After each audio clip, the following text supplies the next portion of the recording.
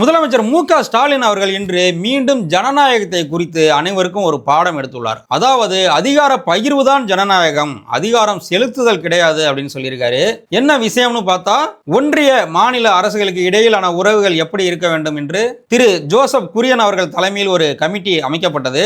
அந்த கமிட்டியின் பரிந்துரைகளை இன்று சட்டசபையில் நம்முடைய முதலமைச்சர் மு.க.ஸ்டாலின் அவர்கள் தாக்கல் செய்தார். தாக்கல் செய்துவிட்டு மாநில சுயாட்சி என்பது நம்முடைய அடிப்படை உரிமை, அனைத்து அதிகாரங்களும் ஒன்றிய அரசிடம் இருக்கிறது, அது நம் மீது அதிகாரம் செலுத்துகிறது. அதனால் இந்திய ஒன்றியம் வலுவாக இருக்க, நீடித்து வாழ மாநில சுயாட்சி என்பது அவசியம். அதற்கு ஏற்றவாறு அரசியலமைப்பில் மாற்றங்களை ஏற்படுத்த வேண்டும் அப்படின்னு சொல்லியிருக்காரு. இந்திய அளவில் இது தலைப்புச் செய்திகளில் இடம்பெற்றுள்ளது. அத்துடன் இல்லாமல் நம்முடைய முதலமைச்சர் மு.க.ஸ்டாலின் அவர்கள் சட்டமன்றத்தில் இதை நாம் முன்னெடுக்காமல் வேறு யார் முன்னெடுப்பது அப்படின்னு கேட்டிருக்கார். நம்முடைய முதலமைச்சர் அவர்கள் சட்ட போராட்டங்களின் மூலம் எவ்வளவோ சாதனைகளை செய்துள்ளார். அவருடைய இந்த ஜனநாயக லட்சியமும் கூடிய சீக்கிரம் நிறைவேறும் என்பதில் சந்தேகமில்லை. ஜனநாயகம் குறித்து, மாநில சுயாட்சி குறித்து மக்களுக்கு புரிதல் வந்துவிட்டால் தானாகவே அனைத்தும் நடக்கும். அதற்கு நம்முடைய முதலமைச்சர் மு.க.ஸ்டாலின் அவர்கள் இன்று அடிக்கல் நாட்டியுள்ளார்.